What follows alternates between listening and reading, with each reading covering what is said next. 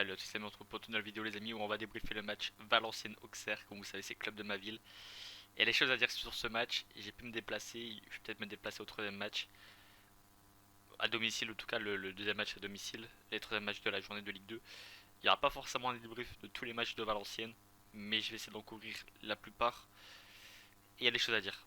Il y a des choses à dire sur ce match, des bonnes choses comme des très très très mauvaises choses. On va déjà commencer par la composition du VFC, donc louché dans les cages. Déjà, c'était un choix qui était pour moi très surprenant, mais bon.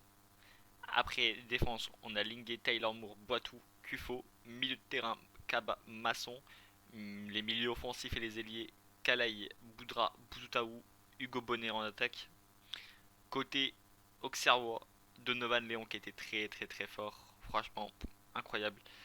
Défense, Jolie, Agazoul, Akpa, Mansa. Milieu de terrain, Raveloson, Owuzu, l'ancien lyonnais d'ailleurs Owuzu. Milieu offensif, hein, donc un peu comme Valenciennes, Perrin, Ein, Sinayogo. Et l'attaquant Ousmane Kamara qui a mis un doublé d'ailleurs. Franchement incroyable. Après, on est parti pour les remplaçants. Donc Poa, Bertomé, Nobissi, Amash, El Amri, Si, Kaisanda, que je connaissais pas. Côté valenciennois. Il y a Pelnar, Nathan Bouyakiala, Nuno Dacosta, Florent Hayé, Nicolas Mercier, Kylian Dano et Théo Persin qui est très jeune, c'est un très jeune gardien, qui est une pépite. En tout cas, qui nous avait été vendu comme une pépite. Après, on l'a jamais vu en tant que numéro un comme Sonny Letton, malheureusement. Ah, Sonny Letton, on l'avait vu en national, mais bon, jamais on va dire dans Ligue 2 ou Ligue 1. Alors, qui est très bon pour moi, je trouve, hein, mais bon. Et les entraîneurs, côté valenciennois, Gonzalez, Maciel et Christophe Pellissier. Christophe Pellissier qui a plusieurs années en tant qu'entraîneur professionnel et Maciel qui est son premier grand match on va dire en tant qu'entraîneur principal. Avant il était entraîneur adjoint notamment de Paulo Fonseca. Et il avait dit qu'il voulait un jeu, qu'il voulait créer une vraie identité pour le club de Valenciennes. Ah, et pour le moment on a vu tout ça lors du match. Mais avant le début de la rencontre, on a vu une présentation sur le parvis du stade du Hainaut de Lucas Woudenberg, un latéral gauche qui a signé pour 2 saisons, donc plus une en option, donc ça rend tout pour 3 saisons. A priori, il jouait en D2 néerlandaise. Il avait joué aussi souvent quelques années en division 1 néerlandaise. Là, ça fait comme 2-3 saisons, si je ne me trompe pas, qu'il est en D2. Bon, on n'a pas voulu de Christopher Rokia, parce qu'a priori, il est plus offensif. Et on va recruter un néerlandais qui joue en D2. Après, s'il est bon, pourquoi pas, hein. Mais ça me paraît compliqué. Ça me paraît compliqué, surtout qu'en fin de match, il y a eu une interview de Sport République qui malheureusement, je n'ai pas pu la lire. Voilà, parce que bon, la Voix du Nord, vous êtes bien gentil, mais mettre l'article payant, j'ai pas payé juste pour un article, clairement. Ah, et Thomas qui en... Quand t'étais d'accord. Incroyable. Bon, je regarderai ça plus tard. Ça, c'est pas pour c'est juste pour moi, voilà, comme vous savez, la plupart je suis supporter marseillais. Mais Valenciennes, c'est le club de ma ville. Et donc, on se doit quand même de suivre le club de notre ville. Donc, 19h, coup d'envoi, et il pleuvait. Et il pleuvait. Par contre, l'ambiance a été incroyable, mais par contre, je suis un peu déçu. Parce que déjà, le stade n'était pas ouvert à 100%, alors que d'habitude, le stade est ouvert à 100%. Après, je me dis, c'est peut-être parce que c'est l'été, que du coup, ils s'attendaient peut-être pas à une grosse influence, donc du coup, ils ont fermé la moitié du stade. Ils ont ouvert que côté COP, etc. Tout, donc j'ai peur que j'espère que le stade sera réouvert pour les prochains matchs parce que franchement ça fait pitié de voir le stade du Hainaut aussi vide et donc du coup l'ambiance a été pas terrible, on va pas se mentir. Dans le COP ça chantait presque pas, c'était un peu flou quoi on va dire niveau ambiance.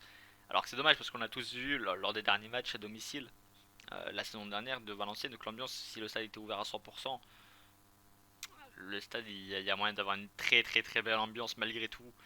Donc, en plus, c'était la première de Sport République, donc je m'attendais à ce que le stade soit quand même un peu plus rempli ou que la bonne partie du terrain soit ouvert, du stade, pardon. Et au final, il y avait qu'une demi, allez, on va dire les trois quarts, peut-être, et encore, c'est peut-être encore trop nombreux. Mais bon, c'est dommage. C'est dommage d'avoir ouvert qu'une partie du stade, alors que ce stade mérite d'être ouvert à 100%, mais bon, c'est pas grave. Et par contre, les supporters auxerrois, juste pitié à part une bonne partie, très belle ambiance. Bon, même s'ils nous ont insulté les Valenciennois, mais bon, ça reste de la bonne ambiance, voilà. ça reste du chambrage, hein, clairement. C'est pour ça qu'on aime le foot. Voilà, c'est on se chambre et tout, mais malgré tout, voilà, il n'y a pas de tant que ça ne vienne pas aux mains ou autre, ça reste bon enfant. Donc je prends volontiers. C'est pas grave. Et en tout cas, ils ont fait un très bon match les Auxerrois. D'ailleurs, je vais vous montrer aussi les les statistiques vite fait du match.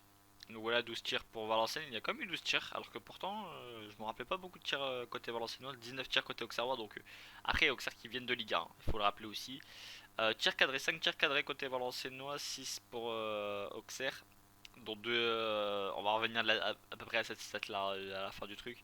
Là, c'est vite fait. La possession qui est quand même équilibrée. Je pensais qu'elle était plus auxerroise, mais non, elle est équilibrée a priori. Côté Auxerrois, il y a plus de passes que Valenciennes. 447 pour côté Auxerre, 428 pour Valenciennes. Précision des passes, 80% des deux côtés. 15 fautes au côté Auxerrois, 10 fautes côté Valenciennois. Un carton jaune des deux côtés. Un hors-jeu pour Auxerre. Et. Ah, pourtant, l'hors-jeu, je me rappelle plus où il était. Attendez. Ah, si, c'est peut-être en première période, l'hors-jeu.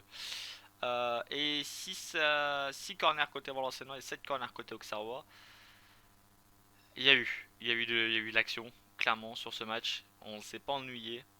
Par contre, voilà, je vous montre le classement. Comme ça, vous pouvez voir à peu près où les résultats des autres scores. Bordeaux n'a pas encore joué ni Pau.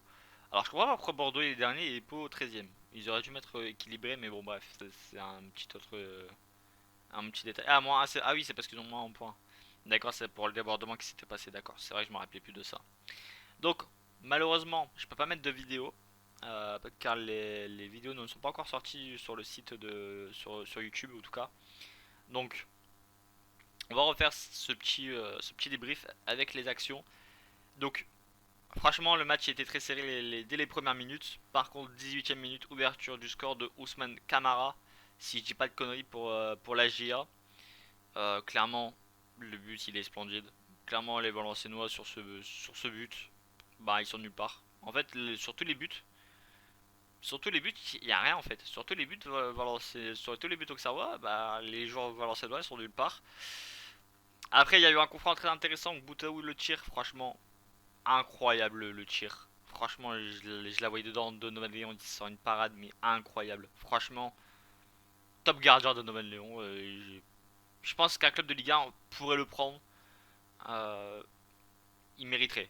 Il mériterait en tant que gardien numéro 2 dans un top club, je pense, comme un club comme Lyon ou autre. En tant que deuxième gardien, ça pourrait être incroyable. Et il a dévié en corner. Et là, Boutaou tire le corner, mais d'une façon incroyable. Et Boatou qui tombe à la retombée. Personne n'est sur Boutaou. Il est tout seul au deuxième poteau. Il n'y a plus qu'à la pousser au fond de la tête. Et le but. 1-1. Le jeu se poursuit et franchement on a un très très très bon match. Franchement la première période elle est incroyable, il y a de l'action dans tous les sens et tout. Et deuxième période, et là c'est là qu'on voit un autre Valenciennes. Valenciennes qui commence à reculer, à faire des pertes de balles. Qui commence à peut être un peu nerveux quand même, je trouve, dans leurs actions. Ils veulent aller trop vite, c'est compliqué.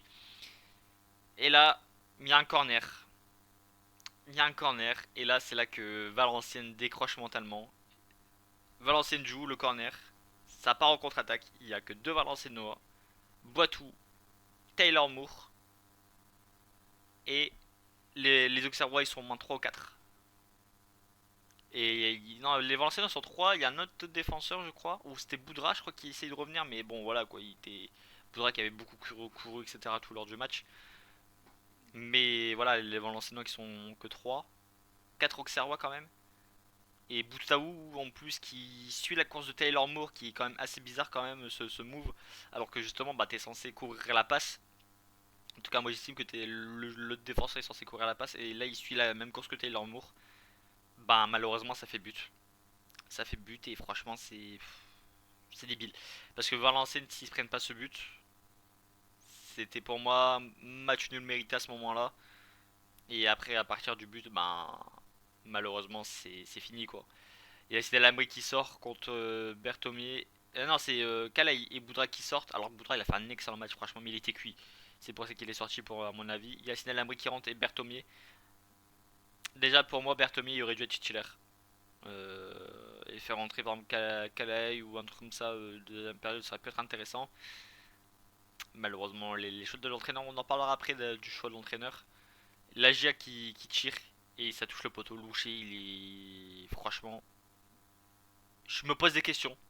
Franchement, Louché sur ce match, je me pose des questions. On peut pas me dire qu'il était incroyable. Malgré qu'il a sorti une frappe de façon magistrale, mais à part ça, rien du match. Tout le tir cadré, pratiquement, ça faisait but.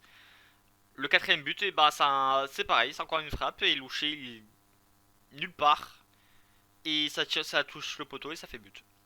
Voilà. En fait, Auxerre, deux fois qu'il touche le poteau, même je crois trois fois qu'il a failli avoir le coup, qui malheureusement, malheureusement pour les Auxerrois ne rentre pas, heureusement pour les Valenciennois, sinon le score il est plus que ça, hein.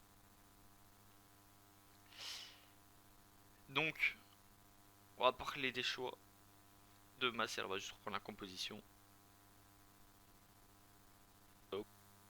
Oh, désolé les amis, sans faire exprès, j'ai appuyé sur la touche pour couper la vidéo. On va passer au top et flop. Pour moi, il y a trois flops. Louché, Thaïlande Moore et l'arbitrage. L'arbitrage, déjà, il était mauvais, mais touché mauvais. Il était pour les Auxerrois, désolé les amis Auxerrois, mais vous devez être honnête. Ou que l'arbitrage était pourri, il était pour vous.